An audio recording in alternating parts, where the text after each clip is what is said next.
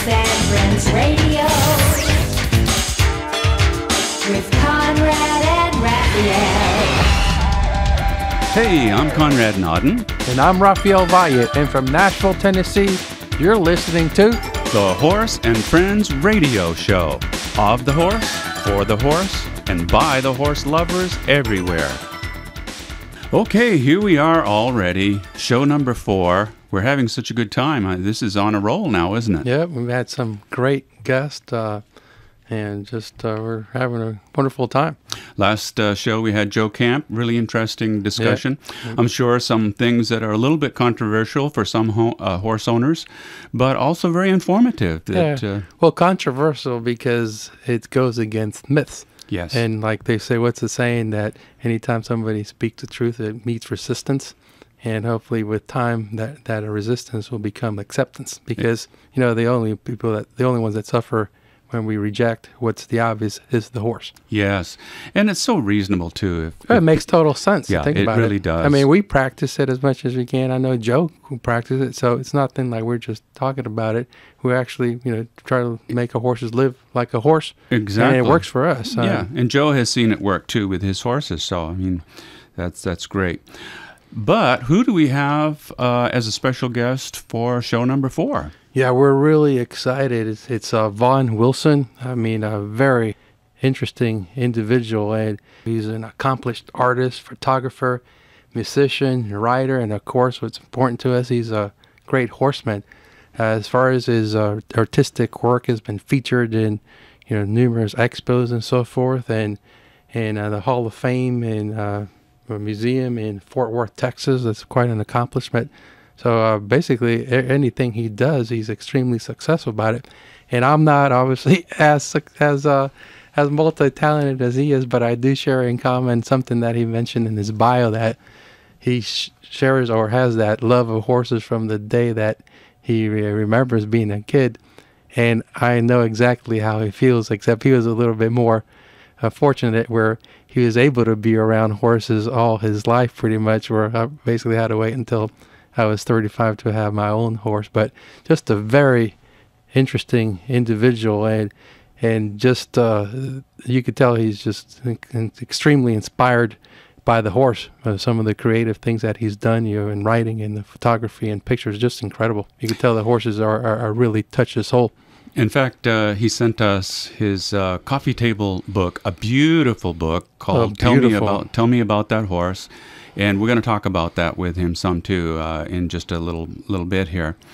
I wanted to mention again, too, congratulations again with Ivory Pal, the centerfold, and a very important article that goes with that in the August. The August issue of Horse Illustrated. Horse Illustrated, right. That's what I'm trying to say. Yeah, and also cover on Equus, August 2011 as well. So, boy, that's really great. Yeah, well, thank you. Because we thank everybody from making it work, from Bob to have taken those great pictures, and obviously the editors at all those magazines for supporting Ivory Pal, because we know there's a lot of beautiful, talented horses out there, and for them to give that feature Ivory Pal, we're extremely honored and humbled by it.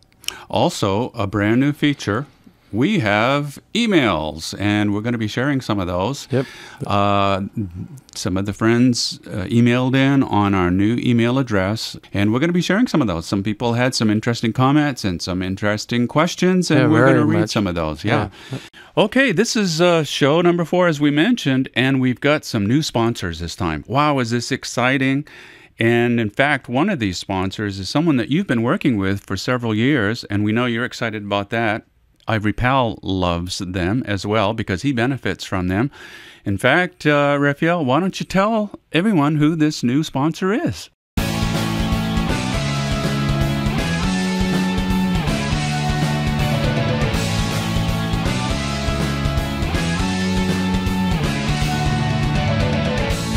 This is Raphael, and I'm proud to say that we have been using Omega Horseshine on Ivory Pal and all of our horses since 2002. Omega Horseshine is made from stabilized whole ground flaxseed, is high in omega-3, and is all natural with no artificial preservatives. Omega Horseshine gives Ivory Pal a strong immune system, that shiny golden coat, and strong hooves that enables him to be barefoot and maintain his peak performance. Every pal loves Omega Horshine so much that he is the ambassador for this great product, and his pictures are on the Omega Horshine bag. Omega Horshine was named Product of the Year and Best in Nutrition by Horse Journal. Omega Horshine is available at quality feed and tack stores nationwide. To order online or find a dealer near you, please visit www.omegafields.com. And also, we've got a sponsor, Malibu Video Productions, and they kind of specialize lately, after moving from Malibu to Nashville, are specializing in equestrian events, special horses that you may have that you need a video for to really show them off, and whether they're standing at stud or for sale or whatever you have in mind. And we welcome Malibu Video Productions. Yep, great. They do a great job. When your best horse needs the very best video, when your farm needs to look absolutely fabulous, when your special event needs multi-camera, professional coverage, when you need a theme-based movie, and of course special effects, then you need Malibu Video Productions, now in Nashville. Okay, Raphael, on the line we have Vaughn Wilson.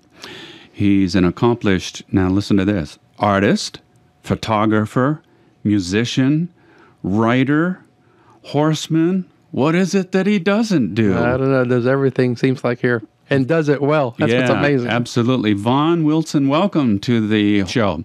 Yeah, we're glad to have you on. Thank you very much. Glad to be here. You know, Glad to be here with you guys.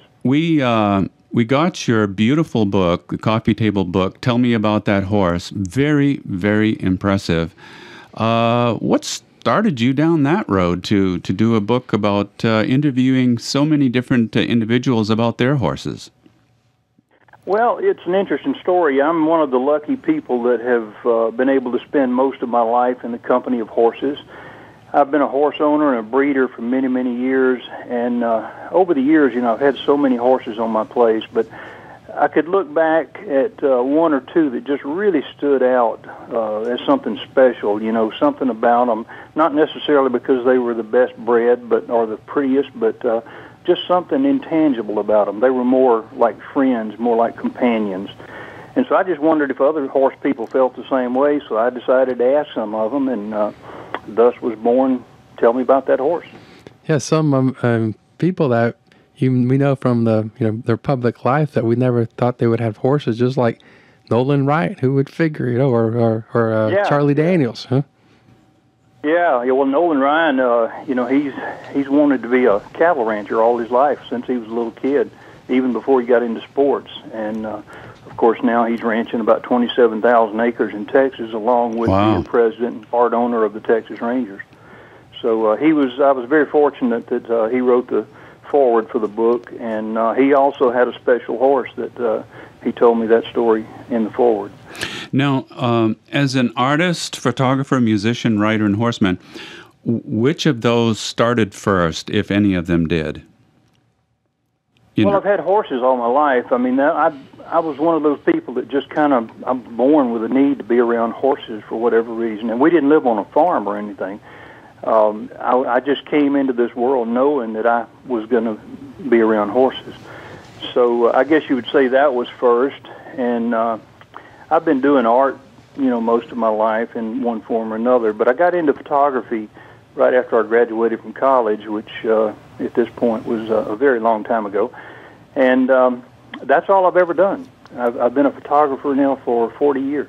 Now, I noticed with your book, on the back sleeve, on the inside, it had a photograph of you. And then I also noticed in the book that you had a beautiful representation of that photograph. Did you work off the photograph by looking at it like many do, or how do you work with that? Oh, yeah, I use reference photographs for all my paintings. I have to.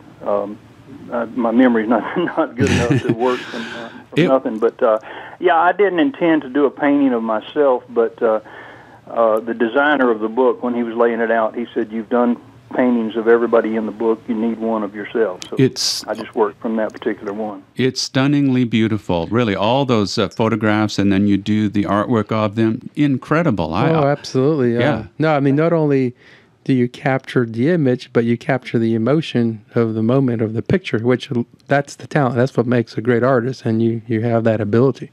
Now, you mentioned you're a writer. I mean, a writer too, but a musician. What did you start off playing a particular instrument, or how did you get into that? Yeah, I started playing guitar when I was about 14, 15 years old, and I've been performing on stage in one form or another, since that time. I've worked with many different groups and duos and things like that. In fact, Conrad, I know that you worked with Freddie Hart for a while, and I was in a group that actually we opened for Freddie. Really? Several times. Maybe you crossed paths and they didn't even realize, huh? Where Probably did. Yeah. were you living in Mississippi when you were in that group opening for him, or what? Yeah, yeah. We were in Mississippi, but we were traveling. We had some records on the national charts, and so we were traveling around, opening for just about everybody in country music at the time. Yeah, that was some good memories there, huh? Oh yeah, wonderful. Now, so you got like 38 years of experience with these things, so there's a deep experience that can benefit a lot of people. You've got some recognition, high profile. Raphael mentioned it earlier in the show. You've got the Pro Rodeo Hall of Fame in Colorado, the National Cowgirl Hall of Fame and Museum in Fort Worth, Texas. What's in the Musicians Hall of Fame? Is that something you did with Charlie Daniels or what? Yeah, I'm very proud of that. For the last couple of years since I've known Charlie, he has used several of my photographs for different things, for tours and on T-shirts, different things, even in the Grand Ole Opry history book, I think. When they asked him for a photograph, he used one of mine. But when he was inducted into the Musicians Hall of Fame, his publicist called and asked if I would consider letting him use one of my photographs, and I said, well, of course. Wow, I'd be glad to. That's great. So, that's Charlie is one of my photographs hanging in the Musicians Hall of Fame. That's pretty cool. Yeah, that is pretty cool. I saw as part of your bio, it mentions, and I hope I'm pronouncing this correctly, a Petal native. Petal, Mississippi. Yeah, I said, wait a minute, Petal. What is a Petal native? And I had to look. I had to look it up, and I guess what Petal, Mississippi is around 10,000 people. Yeah, and right. You've been there your whole life, basically, right? My whole life. Yeah, I've spent my whole life here. We're about 70 miles from the Gulf Coast. We're right across the river from Hattiesburg. Most people are familiar with Hattiesburg because Brett Favre lives there. Oh yeah. Yeah. So what keeps you in Petal? It's home. I have a really nice farm here. I can get anywhere in the world I want to go from Petal, Mississippi. Mm-hmm. And it's just a good place to come back home to. Absolutely. When you get that kind of feeling coming home, it's hard to replace it anywhere else. You have a wife, Valerie, right? That's correct. And your daughter? We've been married 31 years. Congratulations. Yeah, that's outstanding. That's unusual these days. Yeah, I can't believe anybody stayed with me 31 years. And you have a lovely daughter, Emily. Now, she's a guitar player too? Emily plays a little bit. Her instrument is really piano. She's very talented on piano. Is your wife? She'll be a freshman. She'll be a freshman at Millsaps College this fall, and I told her she's got to go and take some piano while she's there. Yeah. Now, does she get her musical talent from you, or is Valerie also talented with music? Well, I guess it'd have to come from me because Valerie does no music at all. Okay. So I'll take credit for that, I suppose. And I also have a son who's very talented. He's an attorney in Atlanta, and he's a musician as well, and he's very, very gifted. Did you pass down the horse gene to any of your son or daughter? They like horses too? No? Okay. No, neither of them. In fact, Valerie and I both of us grew up with horses. Both of us had that need to be around horses, and we still have that. Neither of the kids got it. Yeah. Now, there was something I asked you ahead of time through email, and you have been gracious enough to say, okay. What I wanted to see if you would do, and you're going to, we appreciate it.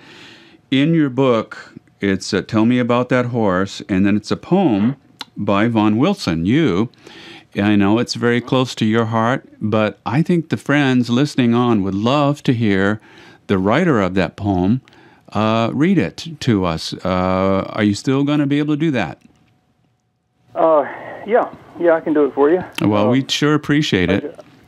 Well, like I warned you, I sometimes get a little bit emotional with this poem because it was written about a very important horse in my life, and but it's called "Tell Me About That Horse," and that's where the name of the book came from. Excellent, and we love real things, so we appreciate you sharing that with us. Absolutely. Okay. You ready? Yep. Absolutely. Looking forward to it. Okay. The man said, "Tell me about that horse standing underneath the tree. I would guess she's mighty old and slow. I bet you couldn't get $100 for her now. You probably should have sold her years ago." Well, I was there when she was born. I helped her to her feet. Her little legs were weak, slightly bowed. I helped her find her mama's milk and then just stood and watched. I could almost see that baby start to grow. You see, her mama was a friend of mine. I had her all her life. I knew that she had almost run her race. That filly came along, and I could see it in her eyes. Yep, she's the one to take her mama's place. I never bothered naming her. She was Philly from the start, shortened down to Phil as years went by. Names don't really matter much. It's attitude that counts. In cowboy language, what she had was try. Yeah, try is what that filly had, a hankering to please. I've never known a horse that tried so hard, busting through a snowdrift to save an orphan calf, or just hauling my 2 kids around the yard. I rode that mare 1,000,000 miles in every kind of weather. She'd go right on just like she didn't care. But every time I tacked her up and swung up in the saddle, she'd crow hop just to let me know she's there. My wife said, "She's just like you. She's broke, but she's not broken. That mare and you are pretty much the same. Rough around the edges, running with the wind. A spirit that's a bit too wild to tame." Well, she spends most days standing underneath that big tree.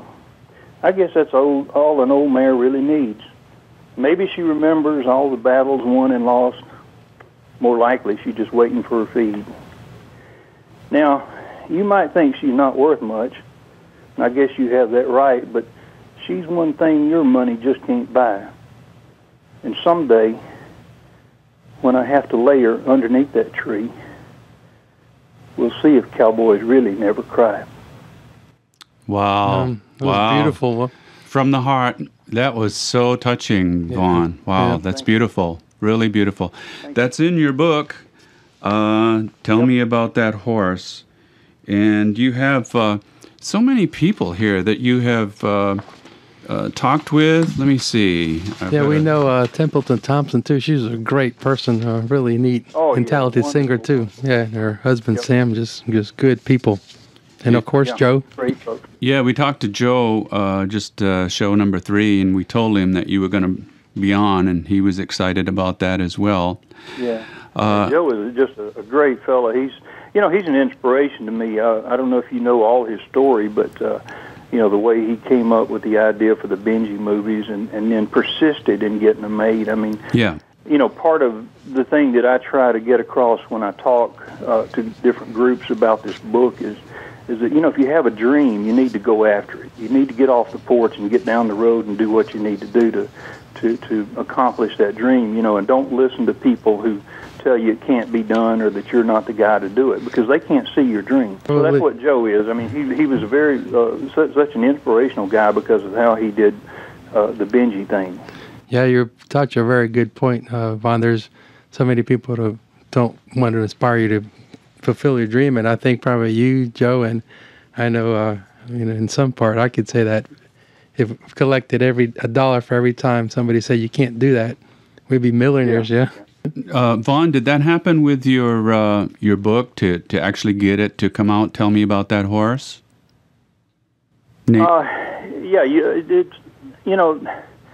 this was a book that would have been very hard to quit at any given point, because this is not a book that you go sit down in a room and just write. I mean, I was going to literally have to go find these people, talk them into an interview, and then go to wherever they were at their convenience. And so over a 3-year period, I ended up traveling about 40,000 highway miles, and that was just gathering the material to put the book together. Wow. I still had to come back and go to that little quiet room and write the book. Did you have an outlet for the book at that point, and you just needed to do the content, or did you have to actually put it all together and then try to launch it, sell it, or whatever? This was just a labor of love that I undertook with no particular plan in mind. I tend to do that. I just kind of jump off the cliff and see where I land. And I knew nothing about the book business. I knew nothing about publishing. I did know that I could write the book. I knew that I could do the photography. I knew that I could do the artwork.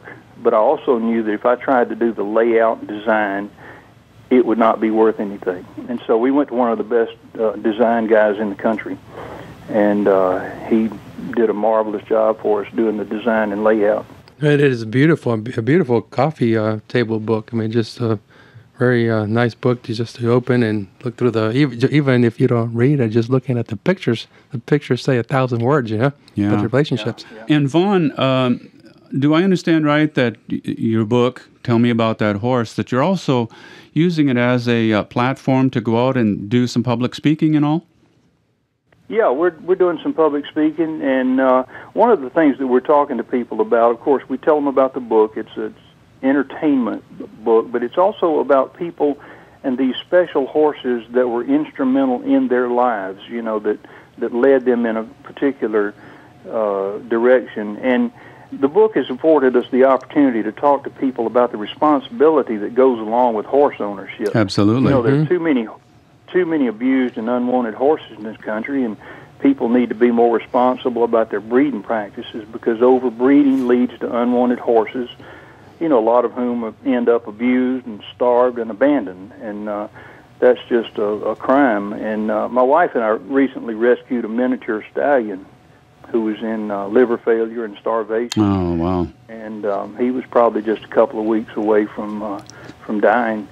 But we've had him about 8 weeks now, and we feel like he's on the road to recovery. So that's one of the platforms that this book is allowing me to get before the people. Excellent. Yeah, that's an excellent message, Vaughn. Thanks for... I don't know if you caught our show number 2, but we interviewed Melanie Sue Bowles, who has Proud Spirit Horse Sanctuary, and she's devoted her whole life to that. So we're so happy to hear that people are doing what they can according to their circumstances, and that's an encouraging story too. Vaughn, where can the friends listening, because we're getting a fairly sizable audience already, where can they buy the book?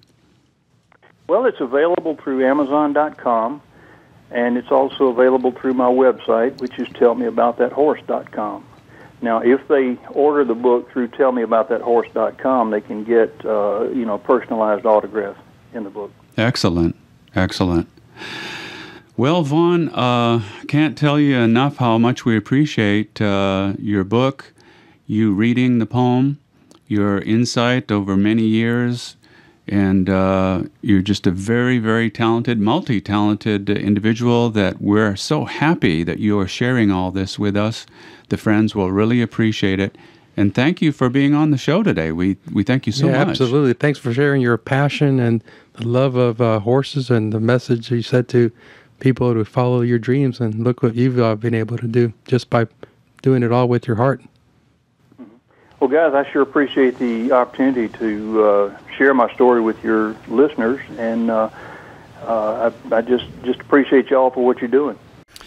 Okay, wow. Vaughn Wilson, what a guy. Multi-talented photographer, artist, horseman, a painter, writer, author. Wow. Yeah, everything else, and it's so down to earth, too, and so much passion you could hear in his voice when he was reading that poem, and obviously have to have a lot of passion to do what he's accomplished. And there's a big congratulations due for him. He found out, and he let us know, just recently his book won a Will Rogers Medallion Award. And this is what the executive director of the Will Rogers Medallion Award said. This is Charles Wilson. He said, "This is a very exciting year for Western media. Vaughn Wilson's Tell Me About That Horse is one of the most spectacular photo essays we've ever had in the competition. It's just a great book." Yeah, I totally agree with that. It is a beautiful book, just looking at the pictures, you know? Yeah, he sent it to us, and it is amazing.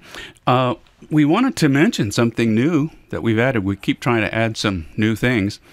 And this is, we're going to have a random drawing, but the way that the folks can enter it, they go to NashvilleNewsZine.com and they click on our logo, the Horse and Friends radio show.